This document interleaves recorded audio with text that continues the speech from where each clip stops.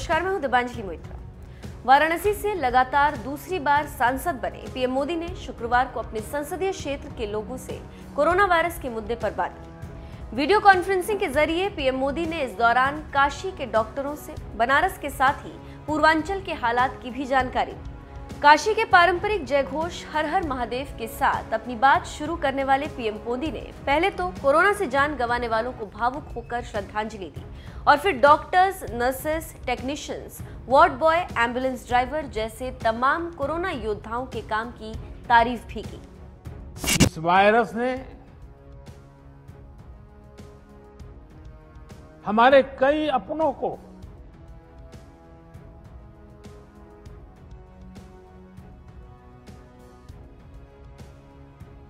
हमसे छीना है।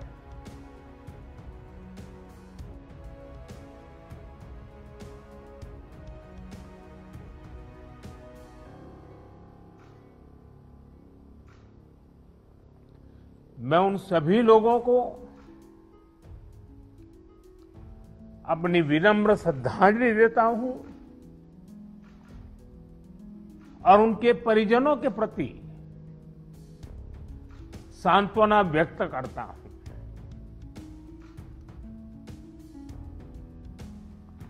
साथियों, कोरोना की सेकंड वेव में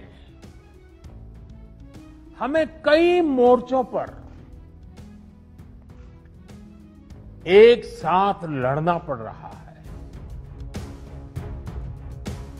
पीएम मोदी जब काशी वासियों को संबोधित कर रहे थे तो इस दौरान बीएचयू अस्पताल के medical superintendent professor Kailash Kumar भी मौजूद थे, जिनसे पीएम मोदी ने चिकित्सा विज्ञान संस्थान की सुविधाओं के बारे में जानकारी ली। चिकित्सा विज्ञान संस्थान की जो सुविधाएं थी उसके बारे में मैंने उनके सामने चर्चा करी थी, जिसको कि उन्होंने बड़ी ध्यानपूर्वक सुना और उसके बारे में उन्होंने संतोष व्यक्त किया। साथ में प्रधानमंत्री जी को हमने ये भी बताया कि हमारे यहाँ क्या व्यवस्थाएं नहीं बनी, क्योंकि सेकंड जब ये आया और थर्ड वेव का हम किस तरीके से व्यवस्था बना रहे हैं। हमारे पीडियाट्रिक आईसीयू, न्यूनेटल आईसीयू और पीडियाट्रिक्स के लेकर के जो व्यवस्थाएं हमने बनाई हैं उसके बारे में मैंने उनको बताया और संतोष उन्होंने उसके प्रति प्रकट किया।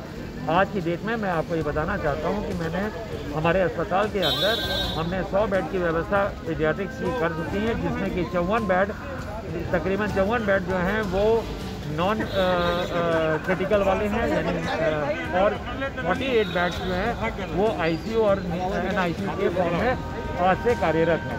साथ में मैंने उनको इस बारे में भी बताया कि म्यूकर माइकोसिस जो काली फंगस है उसके लिए 40 बेड का जो एक हमने सेपरेट वार्ड खोल दिया जो क्रियाशील हो चुका है, जिसमें हमारे मरीज तकरीबन 19 जो हैं हमारे सुपर स्पेशलिटी ब्लॉक में भर्ती हैं जो कि कोविड पॉजिटिव हैं, और जो कोविड पॉजिटिव नहीं है लेकिन उनको काली फंगस हो चुकी है उनको हमने सेपरेट वार्ड में भर्ती करके उनका इलाज शुरू कर दिया है, जिसमें कि एम्फोटेरिसिन बी नामक जो दवा है उसका किस तरह से प्रयोग करना चाहिए, क्योंकि ये भी एक स्पेशलाइज्ड थिंग है, इसको हर आदमी को सीख करके ही करना चाहिए।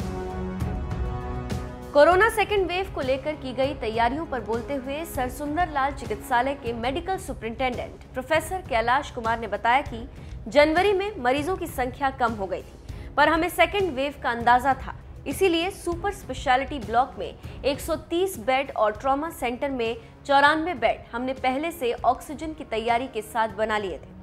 इसके अलावा हम अपने यहाँ वेंटिलेटर की सुविधा भी दिन रात बढ़ा रहे हैं।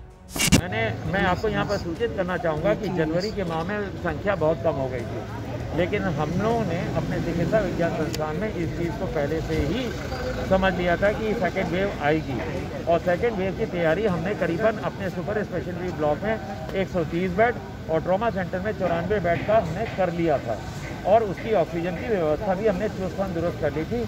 वेंटिलेटर्स हमने अपने चालू कर दिए थे और इसी क्रम में हम अपने वेंटिलेटर्स की संख्या बढ़ाते जा रहे हैं। मैं आपको यहाँ पर इस माध्यम से सूचित करना चाहूँगा कि अभी कल ही हमारे पास 30 वेंटिलेटर की एक खेप और आ चुकी है।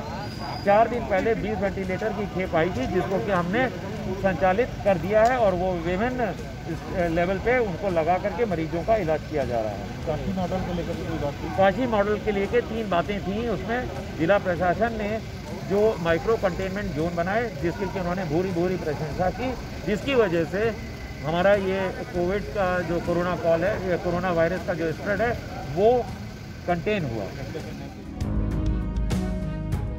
पीएम मोदी के साथ वीडियो कॉन्फ्रेंसिंग के जरिए बात करने वाले वाराणसी के सीएमओ वीर बहादुर सिंह ने बताया कि पीएम मोदी ने उनसे बनारस के स्वास्थ्य व्यवस्थाओं के बारे में जानकारी ली और ब्लैक फंगस के बारे में भी बात की। जो यहाँ की व्यवस्थाएं थी, स्वास्थ्य सेवाएं थी, उसके बाद जो चारों अस्पतालों के जो प्रमुख अस्पताल थे उसके प्रमुख अधीक्षकों ने, जैसे DRDO के प्रमुख बवेजा साहब ने, PHU के डॉक्टर KK गुप्ता ने, कबीर चौरा के डॉक्टर प्रसन्न कुमार ने और टाटा के डॉक्टर असीम ने अपने अस्पतालों के बारे में बताया। उसके बाद माननीय प्रधानमंत्री जी ने मार्गदर्शन दिया और भव्य जिस तैयारी में उन्होंने जो भी कार्य किए गए उस पर संतोष व्यक्त किया और आगे के लिए भी जो हमारी जो संभावित तीसरी लहर है उसके लिए पूरी अच्छी तरीके से तैयार रहे। ये जो हमारी व्यवस्था है आगे कंटिन्यू करते रहें, जिससे किसी भी परिस्थिति में हम लोग निपटने को तैयार हैं। उन्होंने जिला प्रशासन द्वारा जो ऑक्सीजन प्लांट लगाए गए, ऑक्सीजन कंसंट्रेटर और जो ऑक्सीजन व्यवस्था उसके लिए उन्होंने उसकी सराहना की और देश और पूरे अन्य जगहों के लिए वाराणसी का जो किया गया कार्य एक मॉडल। सर, ब्लैक फंगस के बारे में BHU के डॉक्टर गुप्ता ने प्रेजेंटेशन की, उसके बारे में उन्होंने बताया कि इस बीमारी के लिए भी एक रिसर्च वर्क करें और नीचे के जो डॉक्टर्स वगैरह हैं, जो पैरामेडिकल स्टाफ है ग्रामीण क्षेत्रों में उनको ट्रेनिंग दें, जिससे कि उसकी बीमारी के बारे में लोगों को पता चले तो सही समय पर उसको रेफर करें। आपको बता दें, इस कोरोना काल में देश बचाने में जुटे पीएम मोदी ने 7वीं बार वीडियो कॉन्फ्रेंसिंग के जरिए बात की। अपने संसदीय क्षेत्र वाराणसी के लोगों का भी ख्याल रखते हुए पीएम मोदी ने इस दौरान कहा कि अब हमारा नया मंत्र है, जहां बीमार वहीं उपचार। इस सिद्धांत पर माइक्रो कंटेनमेंट जोन बनाकर जिस तरह से काशी के लोग शहर और गांव में घर घर दवाएं बांट रहे हैं, इसकी भी पीएम मोदी ने तारीफ की। इस अभियान को ग्रामीण इलाकों में जितना हो सके उतना व्यापक करना। उन्होंने कहा, कोरोना की पहली लहर हो या दूसरी, बनारस के लोगों ने धैर्य और सेवा का अद्भुत उदाहरण पेश किया। मेरी काशी के लोग सामाजिक संगठन, मरीजों की, गरीबों की, बुजुर्गों की लगातार एक परिवार के सदस्य की तरह सेवा कर रहे हैं, चिंता कर रहे हैं। वाराणसी के लोगों से पीएम मोदी ने और क्या कुछ कहा, आइए आपको सुनाते हैं। मेरी काशी के लोग, यहां के सामाजिक संगठन, मरीजों की, गरीबों की, बुजुर्गों की लगातार एक परिवार के सदस्य की तरह सेवा कर रहे हैं, चिंता कर रहे हैं। किसी परिवार को खाने की चिंता न करनी पड़े, किसी गरीब को दवाइयों की चिंता न करनी पड़ी। काशी ने इसके लिए खुद को समर्पित कर दिया है। कई व्यापारियों ने तो खुद आगे आकर अपनी दुकानें बंद की ताकि संक्रमण की चेन को तोड़ा जा सके।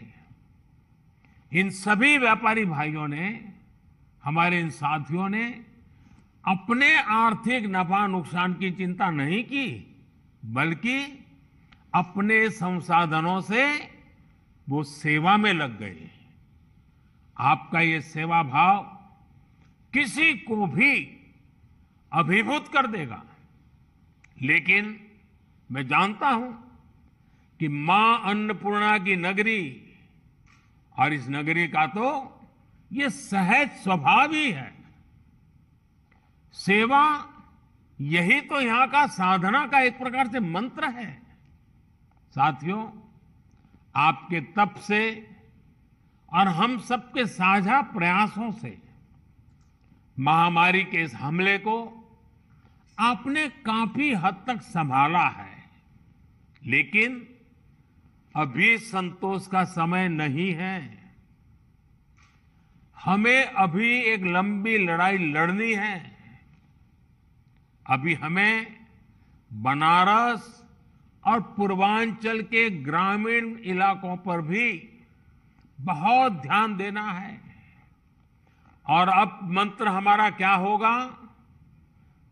हर व्यवस्था के लिए, हर इकाई के लिए नया मंत्र यही है, जहां बीमार वहीं उपचार। ये हम भूले नहीं, जहां बीमार वहीं उपचार। जितनी हम उपचार उसके पास ले जाएंगे, उतना हमारी हेल्थ व्यवस्था पर दबाव बहुत कम होगा। और इसलिए अब सब हमारी सारी व्यवस्थाएं, जहां बीमार वहीं उपचार, इस सिद्धांत पर। और दूसरी बात, माइक्रो कंटेनमेंट जोन, काशी ने बहुत सफलतापूर्वक उस पर ध्यान केंद्रित किया और उसका लाभ मिल रहा है। माइक्रो कंटेनमेंट जोन बनाकर जिस तरह आप शहर एवं गांवों में घर घर दवाएं बांट रहे हैं, आपने मेडिकल की किट पहुंचाई है गांव के लोगों तक, ये बहुत अच्छी पहल है। इस अभियान को ग्रामीण इलाकों में जितना हो सके उतना व्यापक करना है। डॉक्टर्स, लैब्स और ई मार्केटिंग कंपनियों को एक साथ जोड़ करके काशी कवच नाम से टेली मेडिसिन की सुविधा की, ये भी काशी का बहुत इनोवेटिव प्रयोग है। इसका लाभ गांव-गांव में लोगों को मिले, इसके लिए विशेष जागरूकता अभियान भी चलाना चाहिए। इसी तरह यूपी में कई सीनियर और युवा डॉक्टर्स भी ग्रामीण इलाकों में टेली मेडिसिन के माध्यम से सेवा कर रहे हैं। उनको साथ लेकर इसे और व्यापक किया जा सकता है। कोविड के खिलाफ गांवों में चल रही लड़ाई में हमारी आशा वर्कर और एएनएम बहनों की भी भूमिका बहुत अहम है। मैं चाहूंगा कि इनकी क्षमता और अनुभव का भी ज्यादा से ज्यादा लाभ लिया जाए। साथियों, सेकंड वेव में हमने वैक्सीन की सुरक्षा को भी देखा है।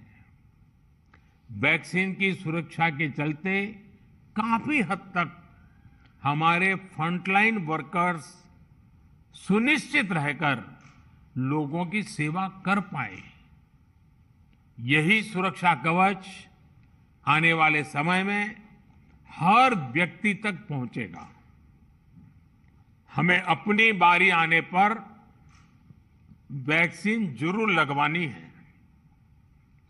कोरोना के खिलाफ हमारी लड़ाई जैसे एक सामूहिक अभियान बन गई है, वैसी ही वैक्सीनेशन को भी हमें सामूहिक जिम्मेदारी बनाना है। साथियों, जब प्रयासों में संवेदनशीलता हो, सेवा की भावना हो, लोगों की तकलीफों का एहसास हो, साइंस लेड अप्रोच हो, तो जमीन पर किया गया काम नजर भी आता है। मुझे याद है पूर्वांचल में पहले किस तरह बच्चों में दिमागी बुखार वाली बीमारी का कहर था। दिमागी बुखार से हर वर्ष हजारों बच्चों की दुखद मृत्यु हो जाती थी, अनगिनत। और आपको याद होगा, आज हमारे योगी जी जो मुख्यमंत्री जी हैं, वे जब पहले सांसद थे, पार्लियामेंट में इन बच्चों की जिंदगी को जिस प्रकार से बच्चों की मृत्यु एक के बाद होती रहती थी, वो फूट फूट करके पार्लियामेंट में रोए थे। उस समय की सरकारों से वो याचना करते थे कि इन बच्चों को बचाइए, कुछ व्यवस्था कीजिए, रो पड़ते थे। वो हजारों बच्चे मरते थे और ये सिलसिला सालों साल तक चला था। योगी जी पार्लियामेंट में थे, करते रहे। लेकिन जब योगी जी यूपी के मुख्यमंत्री बने और भारत सरकार और राज्य सरकार ने मिलकर के उन्होंने इस दिमागी बुखार के खिलाफ बहुत बड़ा अभियान शुरू किया, आप सब परिचित हैं, और काफी मात्रा में हम बच्चों की जिंदगी बचाने में आज सफल हुए हैं।